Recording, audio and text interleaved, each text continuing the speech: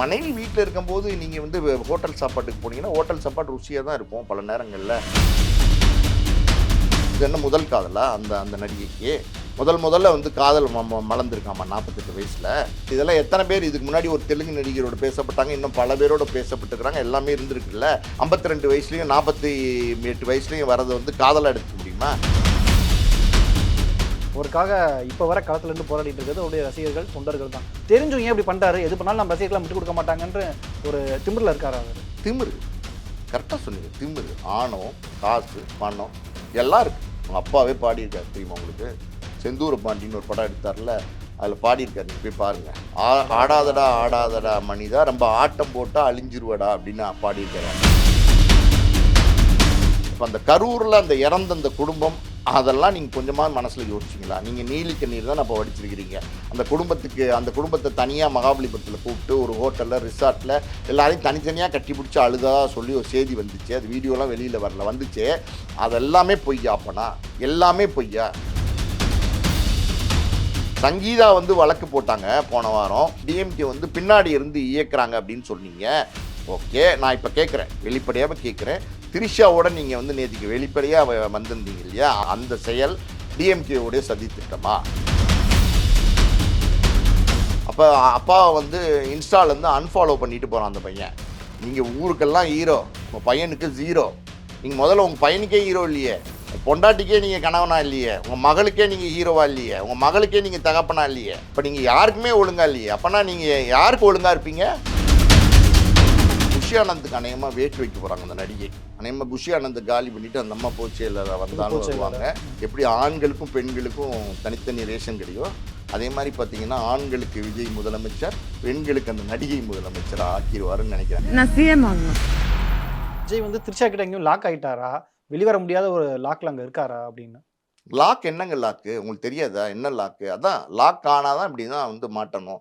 Lock ஆனால் போச்சு தான், விழுந்துட்டிங்கன்னா போச்சு தான். சரிக்கு விழுந்துட்டிங்கன்னா எந்திரிக்க முடியாது.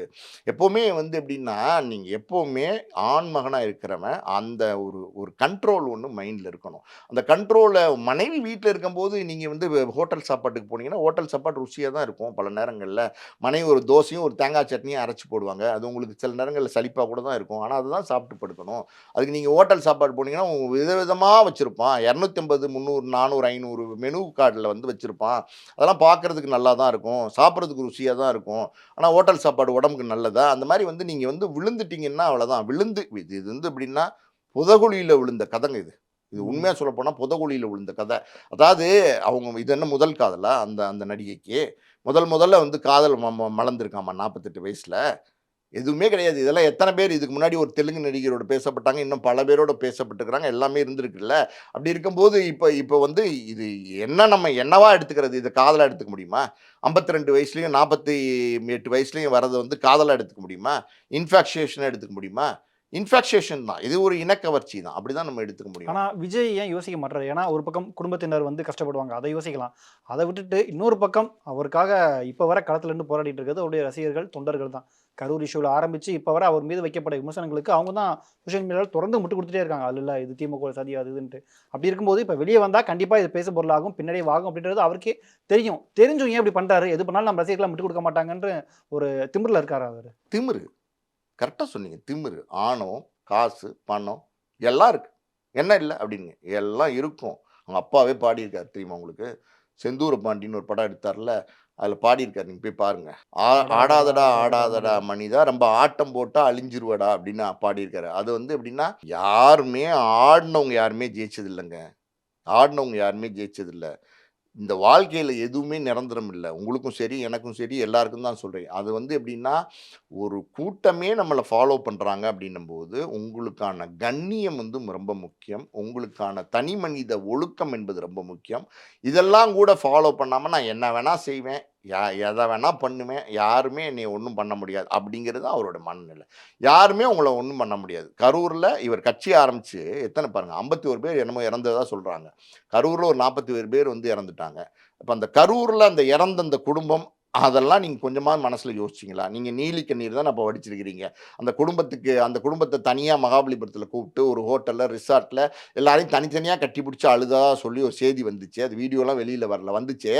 அதெல்லாமே பொய்யா? அப்பனா எல்லாமே பொய்யா? அதாவது வந்து இந்த சிவாஜி கணேசன் படத்துல வந்து சவுகார் இது சரோஜா தேவியும் சிவாஜி கணேசன் நடிப்பாங்கல்ல. அந்த புதிய பறவையா அந்த படத்துல ம். பார்த்தீங்கன்னா கேட்பாங்கல்ல. அதான் சிவாஜி நடிப்பா கேட்பாரு, கோபால். "அத்தனையும் நடிப்பா லதா? அத்தனையும் நடிப்பா?" அப்படின்ற மாரி எல்லாமே நடிப்பா. எல்லாமே ஏமாத்தா. நீங்க வந்து நீங்க நடத்தின மாநாடுல 2 மாநாடுலயும் இறந்து போயிருக்காங்க. சேலத்துல இறந்து போயிருக்காங்க. ஏங்க இந்த தஞ்சாவூர்ல ஒரு 2 பசங்க ட்வின்ஸ்ன்னு நெனைக்கிறேன். அவங்க போய் பார்த்தீங்கன்னா, ஆக்சிடென்ட் ஆயி பைக்ல கீழ விழுந்து, ஒரு பையன் முதுகுத்தண்டுல ஆப்ரேஷன் பண்ணி கிடக்குறான். ஒரு பால்காரரோட பையன். இன்னொரு பையன் பார்த்தீங்கன்னா, மூளையில இரத்த கசிவு ஏற்பட்டு கிடக்குறான். நீங்க வந்து இப்படி வந்து அதாவது இது வந்து ஏற்புடைய செயல் அல்ல. ஏற்புடைய செயல். நீங்க மனைவியோட நேத்திக்கு ஒரு கல்யாணத்துக்கு போறீங்கன்னா, அது நீதி, உலக நீதி நீங்க போலாம். நீங்க யாரோ வந்து ஒரு பெண்ணோட, ஒரு நடிகையோட அந்த மனைவி வந்து வழக்கு தொடுத்த இந்த நேரத்தில, அப்ப டேரிங்கா போறேன் அப்டின்னா, இது வந்து மொத்தத்தில வந்து இது வந்து அவருடைய மனநிலை தாங்க காமிக்குது. முழுக்க, முழுக்க அவருடைய மனநிலை தான் காமிக்குது. இது வந்து நம்ம இந்த இடத்துல வந்து விஜய குறை சொல்றதை விட, இந்த விஜய ஃபாலோ பண்றாங்க பாருங்க ஒரு கூட்டம். ஒரு கூட்டம் இருக்காங்க பார்த்தீங்களா? வெறித்தனமான கூட்டம். அந்த கூட்டத்த நம்ம என்னன்னு சொல்றது? அந்த கூட்டம் சொன்னீங்கல்ல, ம். பாதி பேர் விஜய்க்கு எதிராவே பேசுறத கவனிக்க முடியுது. இதுக்கு மேல எங்களால முட்டு குடுக்க முடியாது. ஏன்னா அப்படி பண்றீங்க? நீங்க பண்றது தப்பு அப்படின்னு விஜய் ரசிகர்களே சில பேர் கேள்வி எழுப்ப ஆரம்பிச்சுட்டாங்க.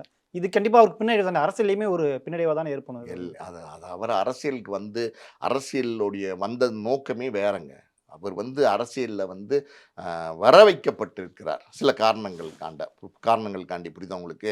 அவர் உண்மையாலுமே அரசியல் பண்ணணும்னு நெனச்சு வந்தாருன்னா, அந்த தொண்டு மனப்பான்மை இருந்துச்சுன்னா, அந்த தொண்டு மனப்பான்மை இருக்கிறவங்க இப்படி செய்ய மாட்டாங்க. இவர போய் எம்ஜிஆரோட கம்பேர் பண்றாங்க. இவர எம்ஜிஆரோட கம்பேராவது பண்ணலாமா?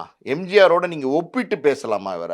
எம்ஜிஆர் நடிச்ச படங்கள் சும்மா சொல்றேன். எம்ஜிஆர் நடிச்ச படங்கள், அதனுடைய வெரைட்டி, அப்புறம் எம்ஜிஆரோட குணநலங்கள். ஒரு பொது இடங்கள்ல எம்ஜிஆருடைய குணநலங்கள், உதவி பண்ணக்கூடிய அந்த மனப்பான்மை. எத்தன சினிமாலே இருந்த எம்ஜிஆர வச்சு படம் எடுத்த எத்தனையோ பேருக்கு வந்து கடைசி காலத்துல எத்தனையோ உதவிகள் செஞ்சிருக்காரு. எம்ஜிஆர் பண்ண உதவிகள்லாம் பட்டியலிட்டுக்கிட்டே போலாம். நீங்க யாருக்குங்க ம். உதவி பண்ணீங்க? நீங்க உங்க கூட இருக்கிற வேலைக்காரவங்களுக்கே நீங்க உதவி பண்ணல. நீங்க வந்து கூட இருந்த உதவியாளரே நெஞ்சில ஏறி மிதிச்சிருக்கிறீங்க. அவர் வந்து பேட்டி குடுத்திருக்காரு. அந்த பேட்டி வந்து டிஎம்கே வந்து சதித்திட்டம் அப்படின்னு சொல்றீங்க. நான் பேசினா வந்து இவர் வந்து டிஎம்கேட ஊப்பி அப்படிங்கிறீங்க. சரி ஓகே. எல்லாம் நாங்கலாம் பேசுறதெல்லாம் தப்பு. சங்கீதா வந்து வழக்கு போட்டாங்க போன வாரம். டிஎம்கே உடைய சதித்திட்டம் டிஎம்கே வந்து பின்னாடி இருந்து இயக்குறாங்க அப்படின்னு சொன்னீங்க. ஓகே. நான் இப்ப கேட்கிறேன். வெளிப்படையாவே கேட்கிறேன். திரிஷாவோட நீங்க வந்து நேத்திக்கு வெளிப்படையா வந்திருந்தீங்க இல்லையா? அந்த அந்த அந்த அந்த செயல் டிஎம்கே உடைய சதித்திட்டமா? யார் உங்கள வந்து அந்த அந்த சதித்திட்டத்த தீட்டி குடுத்தது? அப்ப அது வந்து அதுவும் சதித்திட்டமா? சொன்னாலும் சொல்லுவாங்க. இந்த விர்ச்சுவல் வாரியர்ஸ், அப்புறம் வந்து இந்த அணில் குஞ்சுங்க, பேர பாருங்க. இவங்க இவங்கலாம் எப்படின்னா, இத கூட வந்து ஐயோ! இதுவும் டிஎம்கேவோட சதித்திட்டம். எங்க அண்ணியார உட்டுட்டு ஒரு ஏதோ நடிகையோட வந்து இவரு வந்ததே வந்து பார்த்தீங்கன்னா, சதித்திட்டம். சதித்திட்டத்தில மயங்கி போய் வந்துட்டாரு. அவருக்கே தெரியாது. அப்ப இந்த சதித்திட்டத்த போட்டு குடுத்து, அந்த நடிகைய வந்து ஒரு கூட வரச் சொன்னது, அந்த நடிகை வந்து இயக்குனாங்களா? இல்ல இவரையே வந்து இயக்குனாங்களா? இது யாரோட சதித்திட்டம்? இல்ல இப்ப இந்த சம்பவத்தால விஜயுடைய பெர்சனல் கேரக்டர் ஆகட்டும், அவருடைய அரசியல் வாழ்க்கை 2மே முடிஞ்சிருச்சுன்னு நாம எடுத்துக்கலாமா? இல்ல திரும்ப பதிலடி குடுப்பாரா? ஏதாவது சொல்லுவாரா அதுக்கு அவரு? இது என்னங்க பதிலடி குடுக்க போறீங்க? என்ன பதிலடி குடுக்க போறீங்க? அதாவது வந்து பொண்டாட்டி நான் கேட்கிறேன் கேளுங்க. உங்க வீட்ல நீங்க காதலிச்சு, நேசிச்சு திருமணம் பண்ண பொண்டாட்டி, நீங்க வந்து இன்னைக்கு வந்து சூப்பர் ஸ்டாரா இருக்கிறீங்க தமிழ் சினிமால. இன்னைக்கு அரசியலுக்கு வந்து பெரிய செல்வாக்கோட இருக்கீங்க. அரசியல் கட்சி தலைவரா இருக்கீங்க. வர எலக்ஷன்ல வந்து முதலமைச்சர் வேட்பாளரா நிக்க போறீங்க. 234 தொகுதியிலயும் தனியா யாரும் வரல. யாரும் தனியா தான் நின்னாகணும். இப்போ வந்து வேட்பாளர நிறுத்த போறீங்க. இப்படியெல்லாம் இருக்கிற நீங்க, நீங்க போற பக்கமெல்லாம் பெரிய கூட்டமெல்லாம் உங்களுக்கு வருது இன்னைக்கு. பெரிய செல்வாக்கு இருக்கு. அது வந்து உங்களுக்கே கண்கூட தெரியுது. அப்படி இருக்கும்போது, அப்படிப்பட்ட உங்க மனைவி வேணாங்கிறாங்க. யார் வேணாங்கிறா? மனைவி. உங்க தாலி மனைவி கட்டுன மனைவி. வேணாங்கிறாங்க. ம். விவாகரத்து குடு. எனக்கு வேணாம், அவர் வேணாம். யாராவது வேணான்னு சொல்லுவாங்களா? விஜய் மாரி ஒரு நடிகர், தமிழ் சினிமால சூப்பர் ஸ்டார், ஒரு அரசியல் கட்சி தலைவர், தமிழ்நாட்டு ஒரு ஆளுமையா இருக்காரு. பெரிய ஆளுமையா இருக்காரு. எல்லாருக்கும் தெரிஞ்ச ஒரு பெரிய முகமா இருக்காருன்னு வச்சுக்கங்களேன். அவர வந்து அப்படின்னு தட்டுவாங்களா யாராவது? விரும்புவாங்களா யாராவது? அந்த உறவை தக்க வச்சுக்க நினைப்பாங்களா? அந்த உறவை வந்து கன்டின்யூ பண்ண நினைப்பாங்களா? இப்படிப்பட்ட உறவை வந்து இழக்க நினைப்பாங்களா? அப்ப இழக்க நினைக்கிறாங்க. இழக்கிற அளவுக்கு அவங்க தள்ளப்பட்டிருக்காங்க. அந்த அளவுக்கு அவங்களுக்கு வேதனை குடுத்துருக்கிறீங்க. அந்த அளவுக்கு ஒரு பெண்ணோட மனச வந்து நீங்க புண்படுத்தியிருக்கிறீங்க, துன்பப்படுத்தியிருக்கிறீங்க. அவங்கவங்க மனைவி. அப்ப பெண்ணோட மனச நீங்க புண்ப பு ஒரு ஒரு பெண்ணு, உங்க மனைவி, அவங்க மனச நீங்க புண்படுத்தியிருக்கிறீங்கங்கிறது தப்பு தானே? அது நீங்கள் என்னவா இருந்தாலும் என்னங்க, புருஷன் பொண்டாட்டி பிரச்சனையை நீங்கள் கண்ணியமாக சரி பண்ணியிருக்க முடியும்ல. 6 வருஷமா அந்த பிரச்சனைகள்லாம் இருந்திருக்குல்ல. நீங்கள் அரசியலுக்கு வர்றதுக்கு முன்னாடியே இதெல்லாம் சார்ட் அவுட் பண்ணி சரி பண்ணிட்டு நீங்கள் அரசியலுக்கு வந்திருக்கலாம் இல்லையா? உங்கள் மகன் உங்களை அன்ஃபாலோ பண்ணுறாரு. எப்படி? ம். ஒவ்வொரு வீட்லேயும் ஒவ்வொரு பையனுக்கும் அப்பா தான் ஹீரோ. அப்பா தான் ஹீரோ. அப்பாவுக்கும் பையனுக்கும் கருத்து வேறுபாடு பல குடும்பங்கள்ல இருக்கு. பல குடும்பங்கள்ல இருக்கு. ஒரு ஸ்டேஜுக்கு மேல பார்த்தீங்கன்னா, அப்பாவுக்கு பையனுக்கும் முட்டிக்கும். இப்படி அப்பாவும் உள்ளுக்குள்ள போவாரு. பையனும் வந்து உள்ளுக்குள்ள போவான். 2 பேரும் ஒண்ணா பார்ப்பாங்க. இப்படி கிராஸ் பண்ணி போற குடும்பம்லாம் நம்ம பார்த்துருக்கோம். ஆனா, அப்பாவுக்கு ஒண்ணுன்னா பையன் என்ன பண்ணுவான்னா, "ஏய் எவன்டா எங்க அப்பாவ பத்தி பேசினது? எவன்டா எங்க அப்பாவ தொட்டதுன்னு" வந்து நிப்பானா? நிப்பான்ல. அது நம்ம ஏதோ 7 ஜி ரெயின்போ காலனில கூட ஒரு சீன் இருந்துச்சுல்ல, பார்த்தோம்ல நம்ம. அந்த மாரி தானே பண்ணுவான். அப்ப அப்பாவ வந்து இன்ஸ்டாலேருந்து அன்ஃபாலோ பண்ணிட்டு போறான் அந்த பையன். நீங்க ஊருக்கெல்லாம் ஹீரோ. உங்க பையனுக்கு 0. அன்ஃபாலோ பண்ணான்ல? பண்ணானா இல்லையா? ம். ம். அப்ப நீங்க ஹீரோவா? நீங்க முதல்ல உங்க பையனுக்கே ஹீரோ இல்லையே! உங்க பொண்டாட்டிக்கே நீங்க கணவனா இல்லையே! உங்க மகளுக்கே நீங்க ஹீரோவா இல்லையே! உங்க மகளுக்கே நீங்க தகப்பனா இல்லையே! யாருக்குமே நீங்க ஒழுங்கா இல்லையே! உங்க அம்மா, அப்பாக்கே நீங்க ஒழுங்கா இல்லையே! அப்ப நீங்க யாருக்குமே ஒழுங்கா இல்லையே! அப்பன்னா நீங்க யாருக்கு ஒழுங்கா இருப்பீங்க? யாரோட நீங்க வந்து ம ம ம வாழ்வீங்க? யார் ஊரோட ஒத்து வாழணுங்க. ஊரோட ஒத்து வாழ தெரியாத நீங்க, ஊரோட எப்படி வந்து நீங்க வந்து ஒத்து வாழ போறீங்க? இந்த நாட்டுக்கு எப்படி நீங்க நல்லது செய்ய போறீங்க? தனித்தனி ரேஷன் கடை போட போறாரு அவரு. ஆட்சிக்கு வந்தா. ஆண்களுக்கும். எப்படி? ஆட்சிக்கு வந்தா. அதே மாரி பார்த்தீங்கன்னா, இப்ப அநேகமா அவங்க அந்த நடிகை வந்து பார்த்தீங்கன்னா, ஒரு பேட்டி சமீபத்தில வைரல் ஆயிட்டு இருக்கு. என்ன ஆசை உங்களுக்கு? எனக்கு சீஃப் மினிஸ்டர் ஆகணும் ஆசை. இன்னும் இந்த கடையில இந்த பப்பரம் மிட்டாய்ன்னு விப்பாங்கல்ல, குட்டி குட்டியா இருக்கும்ல, அந்த இதுன்னு நெனச்சுக்கிட்டாங்க போல. வாயில போட்டு மென்னுக்கலாம் அப்படின்னு. சீஃப் மினிஸ்டர்னா என்ன? இவங்க வந்து சீப் மினிஸ்டர்ன்னு நெனச்சுட்டாங்க போல. டக்குன்னு பார்த்தீங்கன்னா, எனக்கு சீஃப் மினிஸ்டர் ஆகணும். 10 வருஷம் ஆனாலும் பரவால்ல, சீஃப் மினிஸ்டர் ஆகணும். அப்படின்னு சிரிக்கிறாங்க. என்னங்க இவ்ளோ கேவலமா போச்சு? இவ்ளோ கேவலமாவா போகும்? சீஃப் மினிஸ்டர் ஆகணும்னு ஆசைப்படுறாங்களா அவங்க? தாவேகா கட்சிக்கு இதுக்கு முன்னாடி வரைக்கும், அதாவது கரூர் இன்சிடென்ட் வரைக்கும் ஒரு ஓட்டு வரும் அப்படின்னு எதிர்பார்த்தோம். அது கரூர் இன்சிடென்ட்க்கு பிறகு கொஞ்சம் குறைஞ்சது.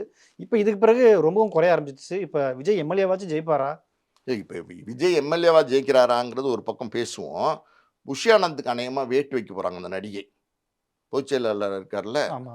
அநேகமா புஷி ஆனந்த காலி பண்ணிட்டு அந்த அம்மா பொதுச் செயலாளரா புது வந்தாலும் பொதுச் வருவாங்க. செயலாளர். ம். அதே மாரி பார்த்தீங்கன்னா, எனக்கு தெரிஞ்சு வேலைக்காரன்னு நெனைக்கிறேன் அந்த படம் ரஜினி படம். அதில பார்த்தீங்கன்னா, மாமனுக்கு மயிலாப்பூர் தான், இந்த மாமிக்கு இந்த சித்திரகுளம் ஆமா. தான் மாரி எலக்ஷன் நின்னாலும் இந்த அம்மா நிக்க போறாங்க. வாய்ப்பு இருக்கு. ம். அப்படி ஜெயிச்சாங்கன்னா, எப்படி ஆண்களுக்கும், பெண்களுக்கும் தனித்தனி ரேஷன் கடையோ, அதே மாரி பார்த்தீங்கன்னா, ஆண்களுக்கு விஜய் முதலமைச்சர், பெண்களுக்கு அந்த நடிகை முதலமைச்சரா ஆக்கிருவாருன்னு நெனைக்கிறேன். அப்படி ஒரு சட்டமே இல்ல. சட்டம் இல்லையே சட்ட அப்படி. திருத்தம் கொண்டு வருவாரு. துணை சட்டம் இல்ல. முதலமைச்சர் அவர் தான் வந்தா இத பண்ணுவேன், வந்தா இத பண்ணுவேன்னு எல்லாரும் சொல்லிட்டே இருக்காரு. வந்தா, வந்தா. வந்தா, வந்தா அப்படிங்கிறது ரொம்ப முக்கியமா பார்த்துங்க. வந்தா இத பண்ணுவேன் அப்படின்னு சொல்றாருல்ல, அந்த மாரி வந்தா சட்ட திருத்தங்கள் கொண்டு வந்தாலும் கொண்டு வருவாரு. கொண்டு வந்து இவர் முதலமைச்சர் ஆண்களுக்கு, அந்த அம்மா முதலமைச்சர் பெண்களுக்கு அப்படின்னு சொன்னாலும் சொல்லுவாரு. நிச்சயமா சார். இதுக்கு விஜய் தரப்புல இருந்து அடுத்து என்ன பதில் குடுக்குறாங்க? இந்த தாவேகா கட்சியினுடைய அடுத்தடுத்த நிலைப்பாடு எப்படி எந்த இருக்க போகுது பதிலும் அப்படிங்கிறத வராதுங்க. என்ன பதில் வெயிட் பண்ணி எதிர்பார்க்குறீங்க பார்க்கலாம். நீங்க? அது எப்படி எனக்கு இருக்க ஒண்ணும் போகுதுன்னு. புரியல. வேற ஏதாவது இதே மாரி லேட்டஸ்ட் அப்டேட் வரும். இவரே வந்து இப்ப எப்படின்னா, விஜயே இப்ப கன்டென்ட் குடுக்க ஆரம்பிச்சுட்டாரு.